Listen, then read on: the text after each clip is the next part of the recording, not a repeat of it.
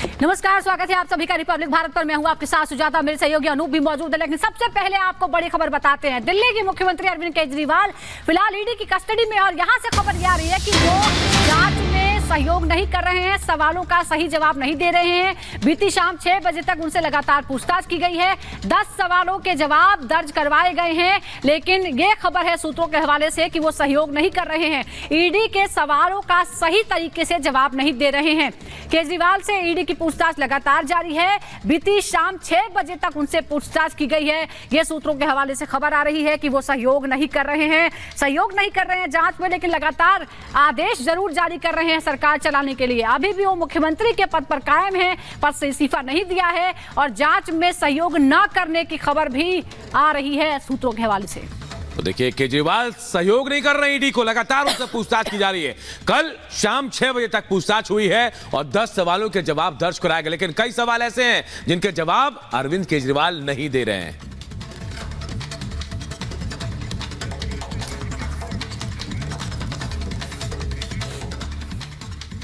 और अरविंद केजरीवाल से जुड़ी दूसरी बड़ी खबर आपको बताते हैं। एक और आदेश अरविंद केजरीवाल का आया है। ईडी के हिरासत के अंदर से आया है आदेश, और कहा जा रहा है कि स्वास्थ्य मंत्रालय को लेकर यह आदेश अरविंद केजरीवाल की तरफ से आया है। और इस आदेश के बाद आज 10 बजे एक प्रेस कॉन्फ्रेंस आम आदमी पार्टी की तरफ से बुलाई गई है, और स्वास्थ्य मंत्री जो हैं सौरभ भारद्वाज प्रेस कॉन्फ्रेंस करने वाले हैं। केजरीवाल को लेकर आपका एक और दावा सामने आया है। ईडी की हिरासत से दूसरा आदेश दे दिया है अरविंद केजरीवाल ने। स्वास्थ्य विभाग को लेकर सीएम का यह आदेश आया है, और जानकारी मिले कि सीएम के आदेश पर सुबह 10 बजे, जी हां 10 बजे, अभी से ठीक थोड़ी देर बाद एक प्रेस कॉन्फ्रेंस भी बुलाई गई। आदेश पर मंत्री सौरभ भारद्वाज प्रेस कॉन्फ्रेंस करने वाले हैं। बिल्कुल, तो इस बीच एक तरफ जांच में सहयोग न करने की बात सामने है, दूसरी तरफ जेल से आदेश जारी किए जा रहे हैं। जतिन हमारे सहयोगी जुड़ गए हैं हमारे साथ। जतिन, पहले भी इस तरह की आशंकाएं जताई गई थी, एक तरफ अब ये बात भी सामने आ रही है कि सवाल तो किए जा रहे हैं लेकिन जांच में सहयोग नहीं कर रहे हैं, और केजरीवाल के लिए ये और ज्यादा मुश्किलें पैदा करेगा जब अदालत में उनकी दोबारा पेशी होगी तो।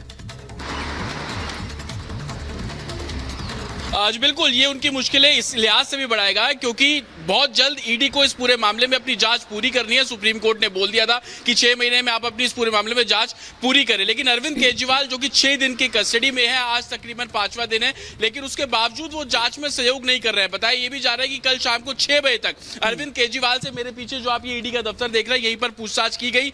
10 सवालों के जवाब उनसे लिए गए हैं, और आप ये अंदाजा लगाइए कि सुबह 10 बजे जब पूछताछ शुरू होती है और शाम को 6 बजे तक सिर्फ 10 सवालों के जवाब ही वो दे पाए। और इस प्रोसेस में लंबा समय इस लिहाज से भी लग रहा है क्योंकि सभी सवालों के जवाबों को कागज पर उतारा जा रहा है, बाद में अरविंद केजरीवाल के उससे हस्ताक्षर भी लिए जा रहे हैं। लेकिन सुबह होते ही एक और जानकारी आम आदमी पार्टी दे देती है कि एक और निर्देश स्वास्थ्य विभाग से दिया गया है, लेकिन ईडी की तरफ से साफ तौर पर कहा गया है कि अरविंद केजरीवाल के पास किसी भी तरीके के कंप्यूटर का एक्सेस नहीं है। इससे पहले आपको याद होगा 2 दिन पहले आतिशी एक पेज लेकर आई थी, उसको एक निर्देश बताया था अरविंद केजरीवाल का कि वो ईडी की कस्टडी में बैठकर जल विभाग को एक निर्देश दे रहे हैं ताकि काम अच्छे से किया जा सके। लेकिन अरविंद केजरीवाल और ईडी का साफ तौर पर कहना है कि अरविंद केजरीवाल के पास कोई भी कंप्यूटर का एक्सेस नहीं है, वो किसी भी तरीके का प्रिंट आउट या टाइपिंग करके कोई लेटर नहीं लिख सकते हैं, और ये लेटर अगर अरविंद केजरीवाल ने दिया तो इसकी जांच करेंगे, ईडी जांच करने की भी बात कर रही थी। लेकिन आज सुबह एक और लेटर आ जाता है सामने। अब से थोड़ी ही देर बाद सौरभ भारद्वाज इस पूरे मामले में पीसी करने वाले हैं, लेकिन ईडी का साफ तौर पर कहना है कि अरविंद केजरीवाल को किसी भी तरीके के इलेक्ट्रॉनिक गैजेट से उनको रूबरू नहीं कराया गया। दूसरा ईडी अधिकारियों का यह भी कहना है कि जो भी स्टेटमेंट अरविंद केजरीवाल के लिए जा रहे हैं बाकायदा सीसीटीवी कैमरों के अंदर लिए जा रहे हैं, उन कैमरों में वॉइस रिकॉर्डिंग भी है। तो अगर आम आदमी पार्टी इस तरीके से बोलती है कि अरविंद केजरीवाल को प्रताड़ित किया जा रहा है, टॉर्चर किया जा रहा है, या कुछ भी विकल्प बनाती है, तो इन सभी चीजों को लेकर सबूत है। लेकिन सबसे बड़ी बात कि जांच में सहयोग नहीं कर रहे हैं। जब कोर्ट में दोबारा ईडी पहुंचेगी तो जतिन, एक सबसे बड़ा सवाल भी यही होता है। जी देखिए, वापस आएंगे जतिन, आपके पास एक और बड़ी खबर इस वक्त आ रही है, उसका रुख कर लेते हैं। गृह मंत्रालय से के सूत्रों से खबर आ रही है, दिल्ली एलजी रेगुलर रिपोर्ट में जिक्र किया गया, दिल्ली के संवैधानिक संकट का जिक्र किया गया। अब तक केजरीवाल ने इस्तीफा नहीं दिया है, तो देखिए ये संवैधानिक संकट दिल्ली में है क्योंकि वो ईडी की हिरासत में है, लेकिन सीएम ने अब तक इस्तीफा नहीं दिया है। ये संवैधानिक संकट बताया जा रहा है। गृह मंत्रालय की तरफ से एलजी को एमएचए का निर्देश का इंतजार है। संवैधानिक संकट पर एमएचए निर्देश देगा। लगातार ऐसी बड़ी खबरें सामने आ रही है। जतिन, एक बार आपका रुख कर लेते हैं। जतिन, देखिए एक और मुसीबत ये संवैधानिक संकट बताया जा रहा है। इंतजार कर रहे हैं एलजी कि गृह मंत्रालय से कोई निर्देश आएगा। और दूसरी बात ये कि कहीं ना कहीं सवालों के घेरे में इस बात को लेकर के क्या ये पहले से प्लानिंग थी ये हिरासत में जाने से पहले कि अगर मैं हिरासत में गया तो आप लोग तमाम जो अलग अलग विभाग है उनको लेकर बाकायदा ये बातें जनता तक पहुंचाना पहले से प्लानिंग हुआ है? संवैधानिक संकट इस लिहाज से भी है क्योंकि दिल्ली के मुख्यमंत्री ईडी कस्टडी में हैं और ये प्रावधान है कि जब आप किसी की कस्टडी में होते हैं या जेल में होते हैं तो आप बिना कोर्ट की परमिशन से सरकार नहीं चला सकते हैं। जेल में भी अगर आप जाएंगे तो जेल मैनुअल का पालन करना पड़ेगा। लेकिन सबसे बड़ी बात कि कोर्ट की परमिशन लेना जरूरी है। आप देखिए कि गृह सचिव है या कोई भी कैबिनेट मीटिंग होती है कि तो उसकी चिंताएं रहती हैं, पत्नी का क्या है, बच्चों का क्या है, कौन वकील किया जाए, कैसे बेल ली जाए, क्या बहस हो रही है। और हमारे अरविंद केजरीवाल जी ऐसे मुख्यमंत्री हैं, ऐसी मिट्टी के बने हैं कि वहाँ ईडी की हिरासत में भी उनको ये लगा हुआ है कि कहीं ऐसा तो नहीं कि मैं हिरासत में चला जाऊं और पीछे से दिल्ली के लोगों की परेशानियां बढ़ जाएं। और एक विषय उनके दिल के हमेशा बड़ा करीब रहा, दिल्ली की स्वास्थ्य व्यवस्थाएं, कि दिल्ली के अस्पतालों में समय पे इलाज मिले, गरीब को भी मिले, मिडिल क्लास को भी मिले, मुफ्त इलाज मिले, मुफ्त दवा मिले, मुफ्त टेस्ट मिले। मुझे याद है कि जब मुख्यमंत्री जी बाहर थे तो मुझे कहते थे कि तू कब जाएगा अस्पताल, कब जाएगा? तो मैं बोलूँगा सर कल जाऊँगा। कौन से हॉस्पिटल जाएगा? मैं कहूँ सर इतने में जाऊँगा।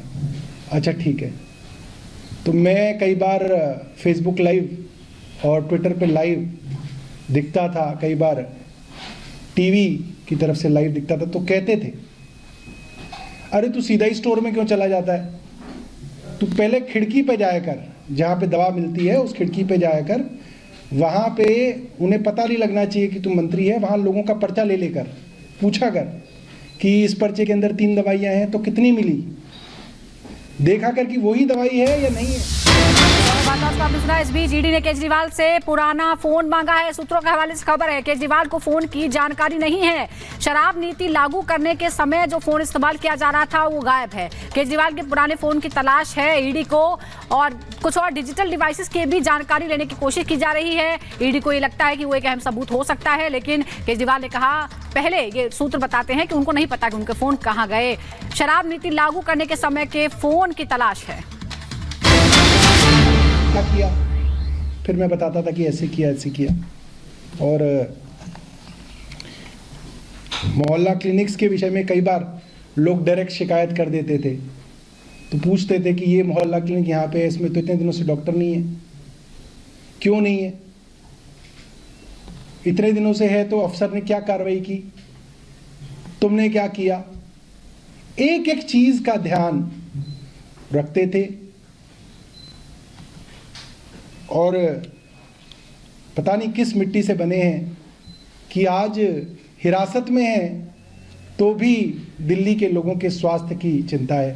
उन्होंने एक डायरेक्शन मुझे भेजी है कि सीएम साहब ये जान के बेहद व्यथित हैं कि दिल्ली के कई अस्पतालों में और मोहल्ला क्लिनिकों के अंदर दवाइयाँ उपलब्ध नहीं हैं। कुछ अस्पतालों में, मोहल्ला क्लिनिकों के अंदर जो मुफ्त टेस्ट होते हैं, जो मुफ्त ब्लड टेस्ट होते हैं और सैंपल्स होते हैं, वो उपलब्ध नहीं हैं। और उन्हें लगता है कि उनके जेल में जाने की वजह से दिल्ली में किसी को तकलीफ नहीं होनी चाहिए। वो जेल के अंदर हों, बाहर हों, जब भी कोई गरीब आदमी सरकारी अस्पताल में दवाइयाँ लेने जाए उसे दवा मिले। और अगर उस गरीब आदमी को दवा नहीं मिलेगी एक बड़ी साधारण सी बात है दोस्तों कि एक मिडिल क्लास आदमी अगर अस्पताल में जाए, दवा ना मिले तो वो खरीद सकता है, मगर दिल्ली के अंदर लाखों ऐसे गरीब परिवार हैं जो दवाइयों के लिए पूरी तरीके से सरकारी अस्पतालों में आश्रित हैं। और कुछ लोगों की तो दवाइयाँ ऐसी हैं जो जब तक जिएंगे तब तक उनकी दवा चलेगी। किडनी की जिनको बीमारियां हैं, जब तक जिएंगे तब तक डायलिसिस होगा, जब तक जिएंगे दवा चलेगी। ब्लड प्रेशर की दवा है, डायबिटीज़ की दवा है, इस तरह की कई ऐसी चीज़ें हैं जिनकी दवा के लिए। और इसी बीच एक और बड़ी खबर आ रही है, केजरीवाल पर गिरिराज सिंह ने जोरदार हमला बोला है। दिल्ली की जनता के पैसे का घपला है ये, हर विभाग ने, आम आदमी पार्टी ने घोटाला किया है। गिरिराज सिंह केंद्रीय मंत्री, वो अब आम आदमी पार्टी पर निशाना साध रहे हैं। केजरीवाल पर गिरिराज सिंह ने जोरदार हमला बोला। गिरिराज सिंह ने कहा कि दिल्ली की जनता के पैसे का घपला किया गया है, हर विभाग में आपने घोटाला किया है। तो देखिए क्या कुछ कहा है, सुनाते हैं आपको। कानूनी कार्रवाई नहीं हो, भ्रष्टाचार अगर हो तो। केजरीवाल जी तो दवा और दारू दोनों खा गए। लालू जी तो बेचारे, उन पर आरोप लगा चारा का खाने का, ये तो दवा दारू दोनों खा गए। भाई किसका खा गए? राज्य का। दवा किसका खाया? गलत दवा दे करके, आपने सुना ही होगा, ये दवा दारू दोनों निकल गए। तो अगर निकल गए, कहते थे कि अन्ना हजारे के आंदोलन में मैं तो गरीबों का उद्धार करूंगा, लेकिन मैं रहूंगा साधारण मकान में 2 कमरे में। आज 100 करोड़ 50 करोड़ अपने घर पर लगा दिए। ये सब कुछ छिपाने की बात है। तो ये सब किए हैं तो भुगतना तो पड़ेगा ही। तो लगातार बीजेपी हमलावर है आम आदमी पार्टी पर, अरविंद केजरीवाल पर। अरविंद केजरीवाल जेल में बंद हैं, अभी तक इस्तीफा नहीं दिया। हमारे 2 सहयोगी इस वक्त हमारे साथ जुड़े हुए हैं, जतिन और अंजलि हमारे साथ हैं। आज एक बार फिर प्रदर्शन की भी तैयारी है, जतिन भी हमारे साथ जुड़े हुए हैं। जतिन देखिए, आम आदमी पार्टी की तैयारी पहले से थी, एक सर्वे भी कराया गया था कि क्या जेल से सरकार चलनी चाहिए, और आम आदमी पार्टी का दावा कि लोगों ने हाँ कहा था।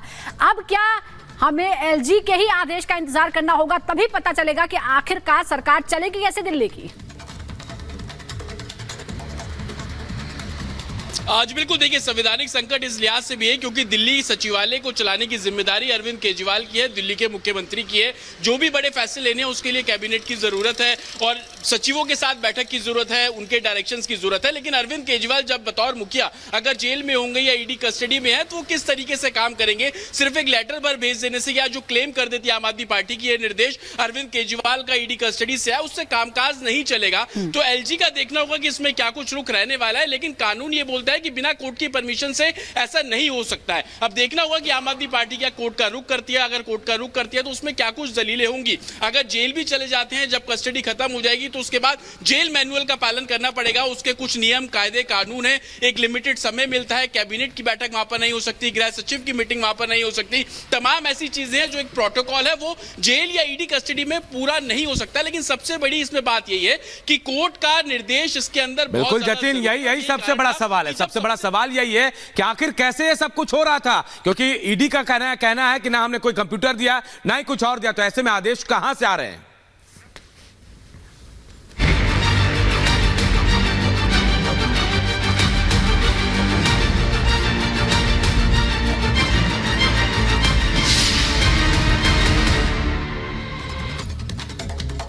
और बात माफिया मुख्तार की, जिससे जुड़ी एक बड़ी खबर, बड़े अपडेट आपको बता देते हैं। जो बांदा मेडिकल कॉलेज अस्पताल में भर्ती हैं, और ये बड़ी अपडेट ये है कि मुख्तार की हालत खतरे से बाहर बताई जा रही है। जो मेडिकल स्टेटमेंट आया कॉलेज उससे ये जानकारी मिल रही है कि खतरे से बाहर है मुख्तार की हालत। बांदा मेडिकल कॉलेज में भर्ती है मुख्तार की हालत पर मेडिकल कॉलेज का ये स्टेटमेंट सामने आया। अब तक जो खबर चल रही थी उसमें यह बताया जा रहा है कि मुख्तार की हालत बेहद खराब है, गंभीर है, आईसीयू में भर्ती है। लेकिन जो अपडेट जानकारी मिल रही है उसके मुताबिक मुख्तार की हालत पर मेडिकल कॉलेज का स्टेटमेंट भी सामने आ गया है। मुख्तार की हालत के बारे में बताया जा रहा है मेडिकल स्टेटमेंट में कि खतरे से बाहर है मुख्तार। बांदा मेडिकल कॉलेज में फिलहाल मुख्तार भर्ती है। देर रात मुख्तार अंसारी को बांदा जेल से मेडिकल कॉलेज में शिफ्ट किया गया था और वहां इस वक्त मुख्तार अंसारी का इलाज चल रहा है। और मुख्तार की हालत पर मेडिकल कॉलेज का स्टेटमेंट आया। मुख्तार की हालत खतरे से बाहर है। बांदा मेडिकल कॉलेज का ये स्टेटमेंट सामने आया है। अब रिश्तेदार भी पहुंच रहे हैं, रिश्तेदार मंसूर अंसारी का क्या कहना है आपको जरा सुना।